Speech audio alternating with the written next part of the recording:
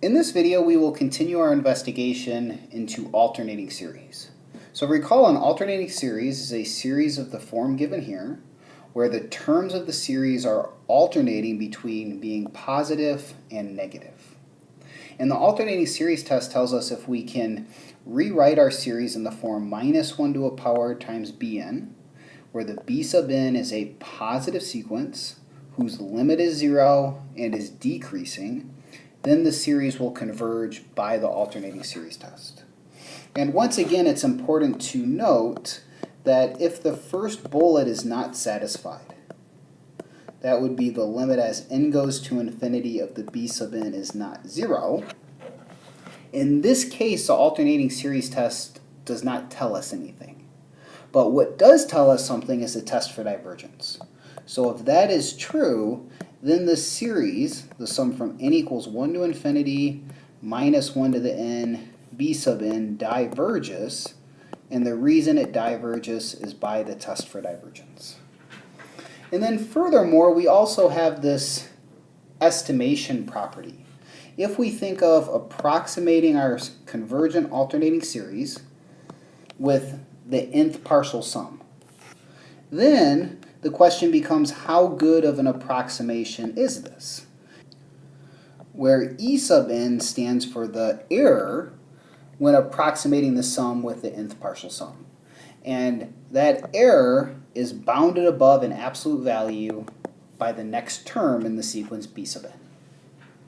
Let's investigate one last example of an alternating series. The series given here, because of the minus 1 to the n times a positive quantity, is an alternating series. So in this example, our b sub n is n squared over 2 to the n.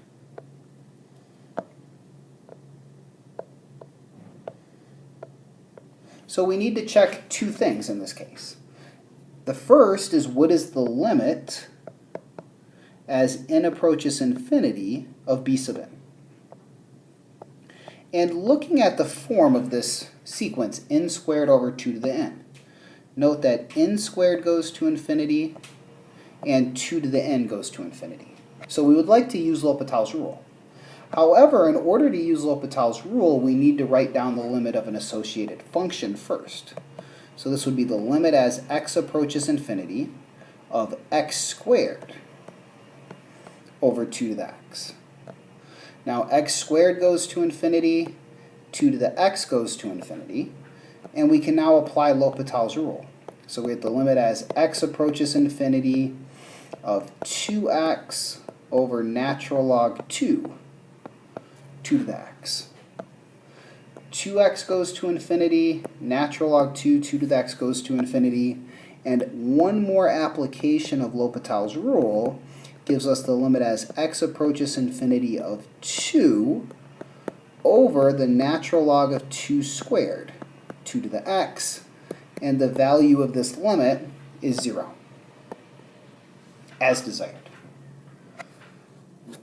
Now we need to see if this sequence is decreasing. So to determine if this sequence is decreasing, we are going to calculate a derivative. So we will look at the function f of x, which is x squared over 2 to the x. By the quotient rule, f prime of x is going to be low d high minus high d low, all divided by low squared. Each term present contains a 2 to the x, so we can factor a 2 to the x out of the bottom, a 2 to the x out of the top, and cancel. And when we do so, in the top we'll have a quantity x multiplied by 2 minus natural log 2 of x, all over 2 to the x. And what we would like to know is f prime negative? If f prime is negative, that would indicate that our sequence is decreasing. Well, 2 to the x, it's going to be positive because we're thinking x is bigger than or equal to 1. X is going to be positive. So the only way this thing can be negative is if the 2 minus natural log of 2 times x is negative. So this would imply that the quantity 2 is less than the natural log 2 of x, or that x is greater than 2 over the natural log of 2. And if you plug this into a calculator, this is approximately 2.88 something. So what we would say in this case is that we are eventually decreasing. So we can now put a second check mark and say that the second bullet is satisfied. So in this case, the conclusion is that the series, the sum from n equals 1 to infinity minus 1 to the n squared over 2 to the n, converges by the alternating series test. And now we're just going to go on to the second part and determine how good of an approximation will the sequence of partial sum S sub 9 be. So let's create just a bit more space. So what we know then is that S sub 9 is approximately equal to the sum of the series, with the error in using that as an estimate is bounded above by B10, which is 10 squared, all divided by 2 to the 10th.